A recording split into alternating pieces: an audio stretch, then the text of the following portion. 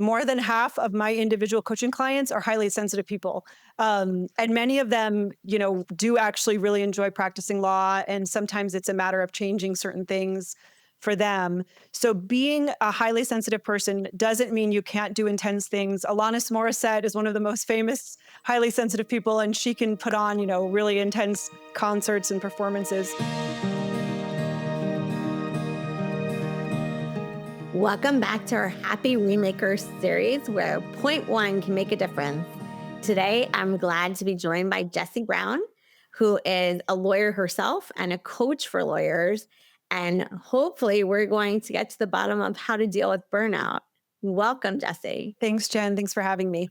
We talked about short-term stress and going through the stress cycle and getting to the other side of it and not being under stress.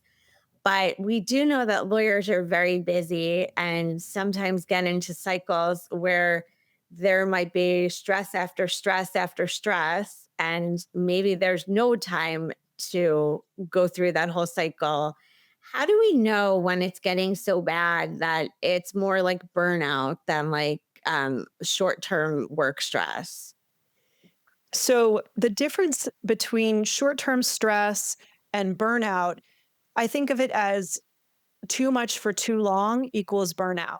So it's just too much demands. The stress is our body's response to a demand or pressure. So there's too much pressure, too much demand on us. And it could be a combination of work demands and personal life, family, and other things happening in our lives that contribute.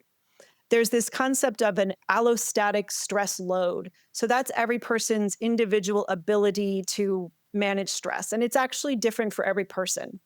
But that load, the work contributes to the load, but also personal, family, other things contribute to that load. So too much stress load for too long can cause burnout. And burnout is basically a depletion of our resources. So it's like a car running out of gas.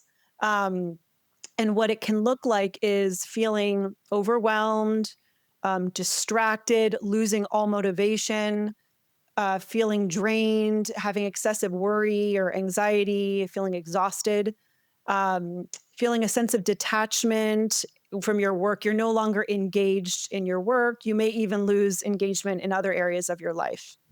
You said that different people can handle a different stress load.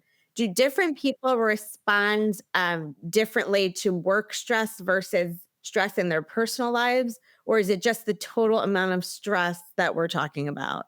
So I find that some people do experience their legal work as more potentially stressful or draining than others.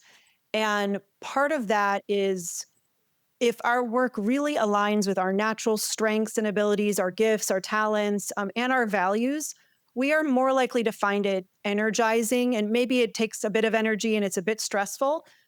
But if our work is really misaligned with our natural strengths and talents and abilities and our values, and we really have to push ourselves to get our work done, it does require more from us than somebody else. So that would put you at higher risk for burnout if your legal work is really misaligned with who you are. I've seen lawyers, and even in my own practice, I changed practice areas to work that was much more aligned with just my natural strengths. And I found the work much more energizing than work that was really misaligned. So that's one example.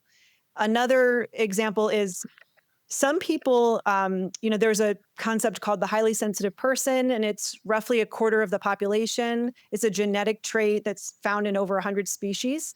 And people with this trait tend to their brains take in more data from the environment, and their nervous systems are a little bit more sensitive. So those individuals often need more downtime to fully recover from stress.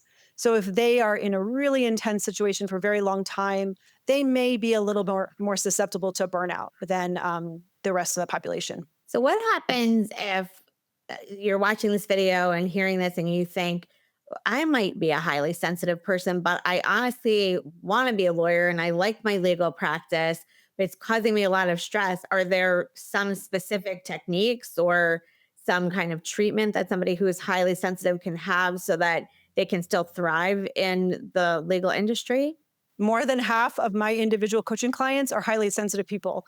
And many of them, do actually really enjoy practicing law. And sometimes it's a matter of changing certain things for them. So being a highly sensitive person doesn't mean you can't do intense things. Alanis Morissette is one of the most famous highly sensitive people, and she can put on, really intense concerts and performances.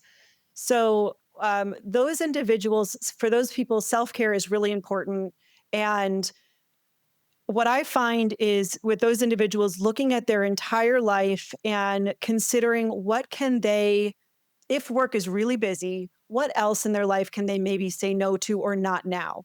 So that may be serving in a volunteer capacity for an organization, or, helping with their kids' school, or even some social engagements. Like if their real priority is work at the moment, they're going to trial or, closing a deal or whatever.